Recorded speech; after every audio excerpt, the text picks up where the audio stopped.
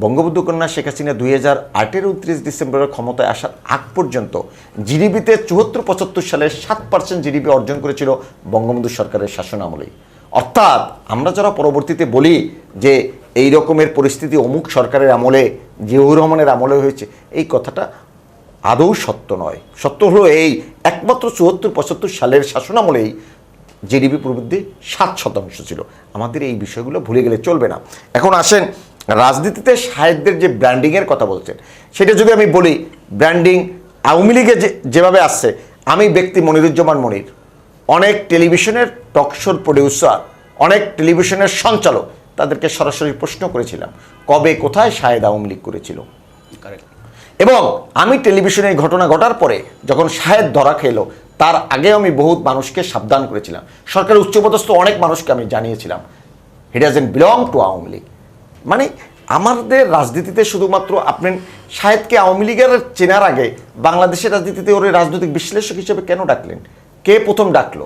তাকে প্রশ্নের মুখোমুখি করেন। ওই ব্যক্তিকে এখন টেলিভিশনে দেখা যাচ্ছে না, কিন্তু এই ব্যক্তিকে কেন আপনারা মুখোমুখি করেন না? কেন তার নামটা আপনারা সাংবাদিক হিসেবে বলেন না? আপনারা কেন তার দায় নিচ্ছেন? ওই ব্যক্তির সম্পর্কে বরঞ্চ আপনারা সোচ্চার হয় না আগে।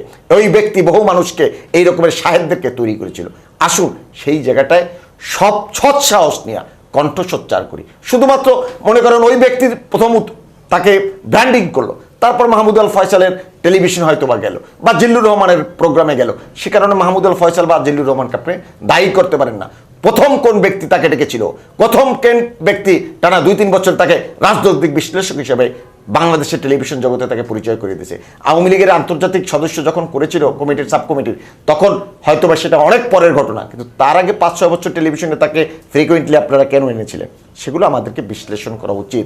সাংবাদিক হিসাবে বা সাংবাদিক নেতা হিসেবে এই দায় আপনি বা মাহমুদ আল ফয়সালও এড়িয়ে যেতে পারেন না। আমি রাজনৈতিক কর্মী হিসেবে যেমনিভাবে এই হাজী সেলিমদের বিরুদ্ধে আমার অবস্থান, কণ্ঠ যেমনিভাবে সোচ্চার, ঠিক তেমনিভাবে আপনাদের যে সমস্ত সাংবাদিকরাই অপরাজনীতি করেন, অপসংস্কৃতি তৈরি করার চেষ্টা করেন, তাদের বিরুদ্ধে আপনাদের সোচ্চার হওয়া উচিত।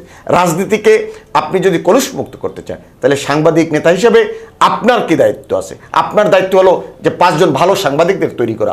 আমি একজন রাজনৈতিক কর্মী হিসাবে ভালো 5 জন রাজনৈতিক কর্মী তৈরি করা, তার মধ্যে থেকে দেশটা সামনের দিকে এগিয়ে যেতে পারে। অসংখ্য ধন্যবাদ মনিরুজ্জামান মনির। কাদের গনি চৌধুরী, যেটা বলছেন, আমি শাহেদের প্রসঙ্গটা প্রথমে আসি। সেটা হলো শাহেদের যে প্রসঙ্গটা, একটা জিনিস আপনি খেয়াল করে, এটার জন্য আমি নিজেও সমালোচনা করি যে যারা তাকে নিয়েছে। আমি তো বললাম আমাকে চিনে না এমন অবস্থা, সেখানে তাকে যেভাবে আমাদের সাংবাদিকরা গার্ড অব অনার দিয়ে গাড়ি তুলেছেন, এই দায় আমরা এড়াতে পারি। আরেকটা জিনিস যদি আপনি বলেন, শাহেদ যখন টিভিতে আসছে, শাহেদের এর পিছনে কারণ হলো শাহেদ যে তার ক্ষমতা দেখালো, সে কিন্তু বাংলাদেশের রাষ্ট্রপতি থেকে প্রধানমন্ত্রী এমন কোনো মন্ত্রী নেই যার সাথে তার ছবি নেই। আপনার সেনার বাহিনীর কর্মকর্তাদের তার ছবি আছে, আপনার র্যাবের লোকদের সাথে তার ছবি, এবং দহরম মহরম আমাদের সাংবাদিক নেতা কি দহরম মহরম ছবি আপনি দেখেছেন। তাহলে মানুষ কীভাবে অবিশ্বাস করবে তার সাথে সরকারের শীর্ষ লোকজনের সাথে সম্পর্ক নাই? এবং সে একটা পররাষ্ট্র বিষয়ক আওয়ামী লীগের উপকমিটির কিন্তু মেম্বারও ছিলেন, সেটা কিন্তু আসলে আওয়ামী লীগ তো অস্বীকার করে দিয়েছিল না। 2 নম্বর হলো তার ব্যাপারে যখন এরকম টকশো যাচ্ছে, সে দলের পরিচয় দিচ্ছে, আওয়ামী লীগের হাইকমান্ডে বা আওয়ামী লীগের পক্ষ থেকে কখনো পর্যন্ত সেটা তাকে অস্বীকার করা হয়নি। এটা একটা বিষয় যে এই ভুলটা তাদেরও আছে, এটা বাস্তবতা যেটা হলো সেই ভুলটা সেখানেও একটা আছে, রাজনীতিবিদের যেমন ভুল আছে আমাদেরও আছে। এটা একটা বিষয়। আরেকটা বিষয় নিয়ে আপনি যেটা বলছেন, এটা আমাদের স্বীকার করতে হবে। আমি কোনো হত্যাকাণ্ড, বিশেষ করে বঙ্গবন্ধু হত্যাকাণ্ড, কোনো অবস্থাতে কোনো বিবেকবান মানুষ কোনো সাপোর্ট করতে, কোনো হত্যাকাণ্ডকে সাপোর্ট করতে পারে না। এবং বিনা বিচার হত্যাকাণ্ড তো সাধারণ পাবলিকের, শুধু বঙ্গবন্ধু নয়, সাধারণ পাবলিকের সেটা কোনোদিন সাপোর্ট করতে পারে না। আপনি যেটা বলছেন, ওই সময় বিএনপি পরবর্তীতে এসে তাদেরকে পৃষ্ঠপোষকতায় দিয়েছে, আওয়ামী লীগও দিয়েছে, এটা এই সত্যটা আমাদেরকে স্বীকার করতে হবে। কেউ দেখছে আমি চাই না। সেটা হলো আপনি যদি বলেন সে সময় সবচেয়ে বড় ব্যর্থতা, সে সময় বঙ্গবন্ধুর জীবনটা রক্ষার জন্য সবচেয়ে বেশি এগিয়ে আসা উচিত সেনাবাহিনীর। সে সেনাপ্রধানকে এগিয়ে এসেছেন, সে সেনাপ্রধান পরবর্তীতে আওয়ামী লীগের নেতা হয়েছেন, আওয়ামী লীগের অন্যতম নীতি নির্ধারক হয়েছে। বাস্তবতা আমাদের স্বীকার করতে হবে। আপনি যদি সেই সময় বিমান বাহিনীর প্রধান কী হয়েছে, আওয়ামী লীগের পরবর্তীতে বড় এমপি হয়েছেন, বড় নেতা হয়েছেন। সেই সময় যিনি শপথ বাক্য করেছেন আপনার সেদিনকের ক্যাবিনেটের সেক্রেটারি ডক্টর মহিউদ্দিন খান, উনিও আওয়ামী লীগের বড় নেতা, অন্যতম একজন আপনার নীতি নির্ধারক। এই বাস্তবতা কিন্তু আওয়ামী লীগ অস্বীকার, বিএনপি হয়তো করতে পারে, তারা কিন্তু প্রতিপক্ষ, আওয়ামী লীগ করতে পারেন। আওয়ামী লীগ এই কাজগুলো করেছে, এটা আমাদের ত্রুটিগুলো ধরেন সবার স্বীকার করতে হবে। এই কাজগুলো তো সে সময় হয়েছে। আরেকটা বিষয় আমি আপনার সাথে যেটা বলি, আপনি মুক্তিযুদ্ধের পরে জিডিপি 7-8 হয়েছে, সেটা হলো কতটুকু সেটা জিডিপি হয়েছে, সেটা চেয়ে আমার কথা যে জিডিপি মানুষকে জিডিপি দুই পানি খাবে, আমি সেই সময় কতটুকু পেরেছি। আপনি যেটা বলছেন আপনার একটা যুক্তি আছে, সেই সময় কালভার্ট ভাঙ্গা ছিল, আমাদের ছিল, সেটা একটা যুক্তি আছে, কিন্তু সেই সময়েই কিন্তু আপনার বাংলাদেশ তলাবিহীন ঝুড়ি নামে পরিচিত হয়েছে। যেই দেশ তলাবিহীন ঝুড়ি নামে পরিচিত হয়েছে সে দেশে আপনার জিডিপি 20% আমার কি আসে, তাতে আসা যায় না। সেই সময়েই কিন্তু এদেশে দুর্ভিক্ষ হয়েছে 74-এর। আমার জিডিপি কি 50%, 60%, এটা আমার জানা দরকার নাই। সেই সময়ে একজন বমি একজন খেয়েছে, বাস্তবতা আমাদের স্বীকার করতে হবে। এখানে আমাদের রাজনৈতিক ব্যর্থতা আছে, আমাদের পরিকল্পনার অভাব ছিল। সেই সময়ই কিন্তু বাসন্তীরা কিন্তু জাল পড়ে সেদিন লজ্জা নিবারণ করছে। ইত্তেফাকের মধ্যপত্রিকা, আওয়ামী লীগের মুখপত্র ইত্তেফাকের মধ্যপত্রিকা সেই ছবি ছাপে, এবং আফতাব ভাই আওয়ামী লীগের বড় সাংবাদিক নেতা, তিনি ছবিটি তুলেছিলেন। এই বাস্তবতা কিন্তু আমাদের অস্বীকার করার সুযোগ নাই। সেই কথা জিডিপি কথা আমার সেটা আসা যায় না। এই বাস্তবতা আমাদের স্বীকার করতে হবে। এর পক্ষে বিপক্ষে যুক্তি আছে, কিন্তু জিডিপির বিষয়টা দিয়ে আমি আমার ব্যর্থতা থাকবো, এইটা আমি বিষয়। আর ওই সময় 7%, 8% জিডিপি ছিল, কেন আমার যথেষ্ট সন্দেহ আছে। যথেষ্ট যদি জিডিপি সন্দেহ যদি 7 থেকে 8% থাকে, তো তাহলে দুর্ভিক্ষ হবে কেন দেশে? দেশে কেন মান না খেয়ে বেরোয়? এটা হলো বাস্তবতা। জিডিপি আমি দুই পানি খাবো না, আমার মানুষ আমি খেতে পারতেছি, আমার নিরাপত্তা আছে কিনা, আমি কাপড় পরতে পারতেছি না মোটা, সেটাই আমার দেখতে হবে। এটা একটা বিষয়। সবচেয়ে বড় কথা হলো যেটা আমাদেরকে একজন বিরুদ্ধে তর্ক বিতর্কের চেয়ে সবচেয়ে বড় হলো সত্য, যেটা সেটাকে আমাদের ধরতে হবে। দুর্বৃত্তদেরকে আমাদের সরে দিয়ে, খনিদেরকে আমাদেরকে কেউ শেল্টার দেওয়া উচিত নয়। আমার যেখানে ব্যর্থতা আছে, সেই ব্যর্থতা আমি স্বীকার করে কীভাবে ব্যর্থতা আমি লাগু করতে পারি, সেই দিকে যাওয়াই হলো প্রকৃত দেশপ্রেমিকের কাজ। সেই জায়গায় আমাদেরকে যেতে হবে। তাদেরকে আমাদের অনুরোধ থাকবে, সেই দুর্বৃত্তদেরকে যেন আপনারা পৃষ্ঠপোষকতা না দেন। পলিটিশিয়ানদের মূল্যায়ন করুন, দেশ ভালো থাকবে। দেশ ভালো থাকতে হবে, পলিটিশিয়ানদের মূল্যায়ন করতেই হবে। আপনি পলিটিশিয়ানরা কিন্তু দুর্নীতি করে, ওরা চুরি করবে, এরা কিন্তু ডাকাতি করে, এরা কিন্তু ডাকাতি করবে, কিন্তু কালোবাজারিরা। আজকের কথা যদি আপনি বলেন, আজকের সংসদে যারা আছে ওদের বিরুদ্ধে কি পরিমাণ, আপনি দেখেন আমাদের পত্রিকা অভিভাবকতা লিখতে পারে না পারার পরে কি পরিমাণ তাদের বিরুদ্ধে খবর আসতেছে আপনি দেখেন বড় বড় ঘটনাগুলো যে পলিটিশিয়ানের শেল্টার হচ্ছে। আপনি যদি আমাদের মোফাজ্জল হোসেন যদি মায়া সাহেবের কথা বলেন, তার 2 ছেলেকে নিয়ে কালেরকন্ডে বিশাল রিপোর্ট করেছে। রনি এবং একজন কি জনের 2 জনের বিশাল রিপোর্ট করেছে তাদের দুর্বৃত্তপনা পরায়ণতা নিয়ে। আর বাইকে কালেরকন্ড তার বিএনপির পত্রিকাটা সেখানে লিখছে, ডিটেলস দিয়ে লিখেছে। আপনি যদি দেখেন আজকে 7 মার্ডারের কথা যদি ধরেন আপনি নারায়ণগঞ্জের, সেটি কিন্তু ওই মন্ত্রী, ওই নেতারই কিন্তু সরকার দলের ওই নেতারই কিন্তু মেয়ের জামাই আজকে জড়িত, এবং উনি জেলে আছেন, উনি জেলে আছে, তাকে ছাড়েনি, তাকে বিচারের মুখোমুখি করেছে। আমি সেটাও বলছি, আমি এক পাশে কথা বলি না, আপনি জানেন, সেটাও করেছে। আপনি অন্য জায়গায় যান, প্রতিটা জায়গায় আজকে যে ঘটনাগুলো ঘটছে, এগুলো কিন্তু এই যে রাজনীতি, আজকে ধর্ষণের কথা যদি বলেন, আজকে ধর্ষণের ঘটনাগুলো কিন্তু আমি বলতে চাচ্ছিলাম যে বর্তমান প্রেক্ষাপট এবং উপনির্বাচন নিয়ে আমরা আলোচনা করতে চাই। বর্তমান প্রেক্ষাপট ধর্ষণ এবং নারী নির্যাতনের বিষয় নিয়ে বলুন আপনি যেটা আজকে যদি আপনি রাজনৈতিক ধর্ষণগুলো, একসময় কিন্তু ধর্ষণ হইতো নানা কারণে, হইতো সেক্সুয়াল কারণ, হইতো নানা কারণে।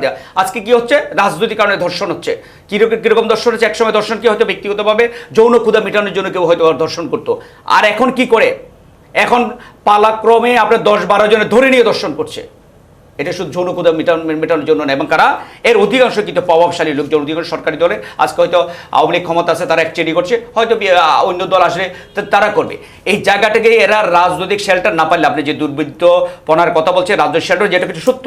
আজকে কেন আপনি যদি আজকে আমাদের মাথা হেড করে হয়ে যায়, যখন আমরা সে সিলেটের এমসি কলেজের কথা শুনি, আমরা যখন নোয়াখালীর ব্যাংকগঞ্জের কথা শুনি, আমাদের জাতি হিসেবে আমাদের লজ্জায় মাথা অবনত হয়ে যায়। আমার বাইরে মুখ দেখাতে পারে না, এই কথাগুলো আন্তর্জাতিক মিডিয়া আসছে। আমি যে কথা বলছি, রাজনৈতিক কি শেল্টার? তো যেটা মনে প্রশ্ন করবে, রাজ্যের সাথে একটা কথা বলি, 30শে ডিসেম্বর নির্বাচনের পরে সারা দুনিয়া জুড়ে কিন্তু আপনার নিউজ হয়েছিল। সেদিন 4 সন্তানের এক মাকে কি জন্য? ধানের শীষে ভোট দেওয়ার জন্য সেদিন দর্শন করা হয়েছিল পালাক্রমে। দেলোয়ার, তাকে কিন্তু সেদিন আপনার গ্রেপ্তার করা হয়েছিল। দুর্ভাগ্যজনক হলো সত্য, গ্রেপ্তারের পর তাকে 1 বছরের জন্য জামিন দিয়ে দেওয়া হলো। এই মামলা সে জামিন পেতেই পারে না। কিভাবে সে জামিন পায়?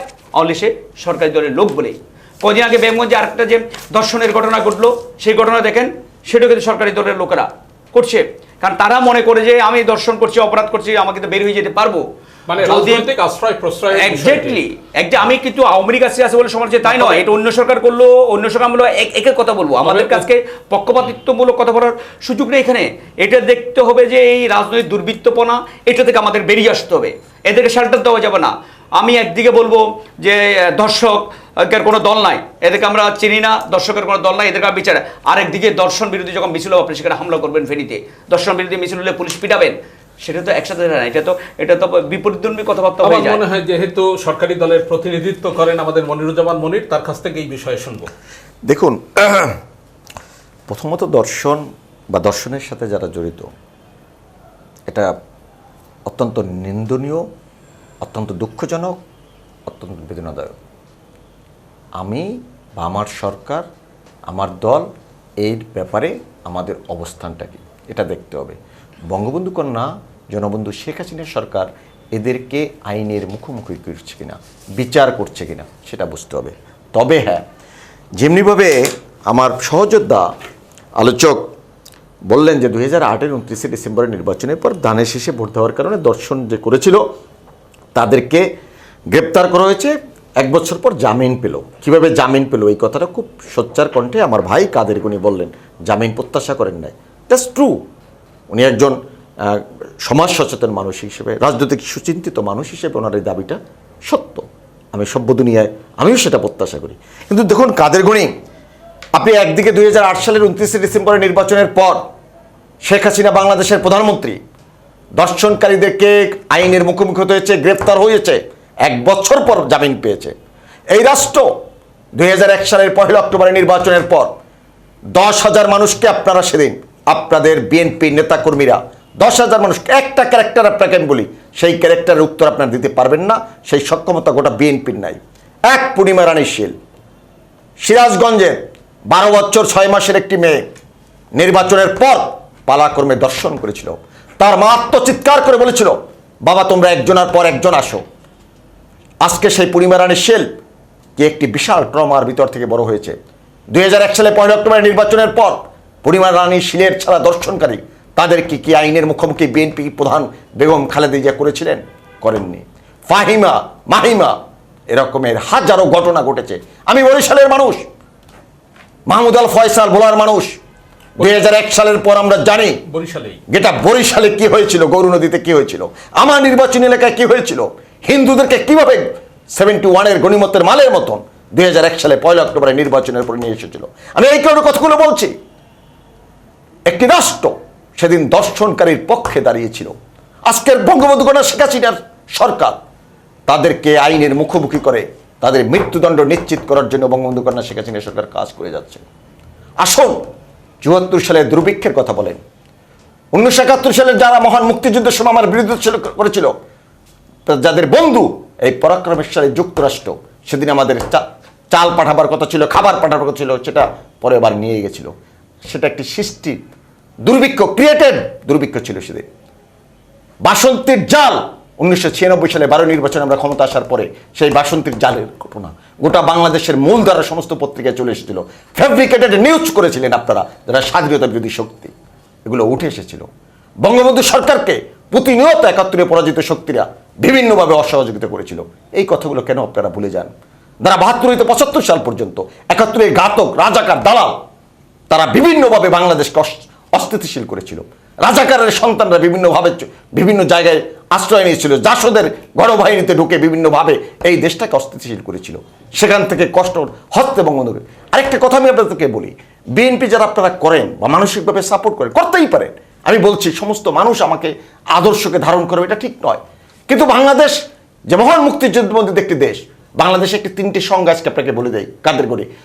Being a citizen of Bangladesh, আপনি তখন গর্বিত হবেন এই একটি দেশ যে দেশের স্বাধীনতা দিবস আছে, যে দেশের বিজয় দিবস আছে। মহান মুক্তিযুদ্ধ, বঙ্গবন্ধু, বাংলাদেশ, এটাকে নিয়ে কখনো প্রশ্ন করবেন না। এই প্রশ্ন করার মধ্যে থেকে, কারণ গোটা দুনিয়া একটি মাত্র দেশ যে স্বাধীনতা দিবস আছে, বিজয় দিবস আছে, সেই দেশের আমি একজন নাগরিক, আমি গর্বিত, জাতির গর্বিত সন্তান। এই জায়গাটা প্রশ্ন করবেন না। এই প্রশ্ন করার মধ্যে থেকে আপনি বলছেন 75-এ বঙ্গবন্ধুর খুনিদেরকে আপনি খুনি হিসেবে আখ্যায়িত করুন, কেন তাদেরকে আওয়ামী লীগের নেতা হিসেবে আখ্যায়িত করেন? আমি তো স্বাধীন নাগরিক হিসাবে, আমি জিয়াউর রহমানের খুনিদেরকে তো আমি বলি না বিএনপির নেতা, আপনারা কেন বলেন? এই কথার মধ্যে থেকে বিএনপি নামক রাজনৈতিক দলের নেতারা খুনিদেরকে বিভিন্নভাবে, রাষ্ট্রীয়ভাবে বিভিন্ন দূতাবাসে চাকরি দিয়েছিল। এটাই বারবার আপনারা প্রমাণ করেন। আপনি সেনাপ্রধানের কথা বলছেন, জেনারেল শফিউল্লাহ বা বিমান বাহিনী প্রধান, তাদেরকে ঘৃণা করে প্রত্যাখ্যান করি তাদের সেই আদর্শ বা নতজানু নীতির কারণে। আবার সাথে সাথে দেখবেন বাংলাদেশের সকলে মির্জাফর হয়ে যায়নি। সেদিন বঙ্গবন্ধুর এডিসি তার জীবন দিয়ে প্রমাণ করেছিল ওই সেনাবাহিনীতে বঙ্গবন্ধুর বা মুক্তিযুদ্ধের পক্ষের মানুষ অনেক ছিল, তাদেরকে দাবিয়ে রাখা হয়েছিল। সেনাবাহিনী প্রধানের কথা বললেন, সেনাবাহিনী deputy chief of army staff ছিল সেদিন জিয়াউর রহমান, যাকে সেদিন অস্ট্রেলিয়ায় হাই কমিশনে পাঠানো হয়েছিল। সেদিন তোফায়েল আহমেদের কাছে ছোট্ট কোরআন শরীফ নিয়ে শপথ করেছিল বঙ্গবন্ধুর সাথে বিশ্বাসঘাতকতা করবে না। কেন সেদিন জিয়াউর রহমান সেদিন বঙ্গবন্ধুর হত্যাকাণ্ডের এই প্লট জানার পরও কেন বঙ্গবন্ধুকে নোটিস করলেন না, কেন বঙ্গবন্ধুর পাশে দাঁড়ালেন না? তার মানে কি সেও তো সবচেয়ে বড় খুনি, যিনি কিনে কোরআন শরীফ নিয়ে শপথ করেছিল। অতএব মনস্তাত্ত্বিকভাবে যারা সেদিন বঙ্গবন্ধুকে হত্যা করেছিল, যারা হত্যাকাণ্ডের সাথে জড়িত ছিল, তার সবচেয়ে বড় মাস্টার মাইন্ড এই কারণে ছিল জিয়াউর রহমান। ইতিহাস তাই বলে, লরেন্স লিপচুস সহ সমস্ত ঘটনা যখন পড়বেন তখন বিচার বিশ্লেষণে জিয়াউর রহমান চলে আসে। তবে হ্যাঁ, বঙ্গবন্ধু হত্যাকাণ্ডের পরে ৭১ মহান মুক্তিযুদ্ধের যারা আমার স্বাধীনতার বিপক্ষে ছিল, সেই একটি শক্তি যারা ৭০ নির্বাচনের সময় ২৫ থেকে ২৭% মানুষ বিএনপিকে ভোট করে, সেই শক্তিটা আপনাদের সাথে আছে, এটা সত্য। সেটাকে আমি মাইনাস করে চলতে পারবো না, সেটাকে আমি ম্যানেজ করে চলতে চাই। বিদায় বঙ্গবন্ধু কন্যা শেখ হাসিনা ৭৫ বঙ্গবন্ধুর খুনে ২০০৪ সালে ২১ আগস্ট গ্রেট হামলা ঘটিয়ে ২৪ জন মানুষকে হত্যা করেছিলেন। বঙ্গবন্ধু কন্যা শেখ হাসিনা হত্যার মধ্য থেকে অসাম্প্রদায়িক বাংলাদেশের একমাত্র নেতা শেখ হাসিনা হত্যা করতে চেয়েছিলেন। তারপরেও শেখ হাসিনা গণতন্ত্রকে প্রতিষ্ঠা করতে চান বিদায় এবং মানবিক কল্যাণমুখী রাষ্ট্র করতে চান বিদায় তারেক রহমানের ছোট ভাই যখন আরাফাত রহমান কোকো মারা যায়, তখন শেখ হাসিনা তার বাসায় যায়, তার মা হিসাবে একজন মাকে সান্ত্বনা দিতে যায়। এটাই হলো বঙ্গবন্ধু কন্যা শেখ হাসিনার যে তার দৃঢ়চেতা মানসিকতা, মানবিক মূল্যবোধের মধ্যে থেকে বেড়ে ওঠা। আর আজকে তলাবি নির্জুরি করার কথা বলেন, গোটা তাবৎ দুনিয়ায় এই করোনাকালীন সময়ে বঙ্গবন্ধু কন্যা জননেত্রী শেখ হাসিনার নেতৃত্বে যে সরকার পরিচালিত হয়েছে, এই করোনাকে জয় করে শেখ হাসিনার সরকার আজকে জিডিপিতে গোটা তাবৎ দুনিয়ায় যে কয়েকটি দেশ, 8টি দেশ সামনের দিকে এগিয়ে যাচ্ছে, তার সাহসী নেতৃত্বে, তার নাম বাংলাদেশ। এটা বঙ্গবন্ধু দেশটা দিয়ে গেছেন, অর্থনৈতিকভাবে সমৃদ্ধির বাংলাদেশ শেখ হাসিনা কায়েম করছে।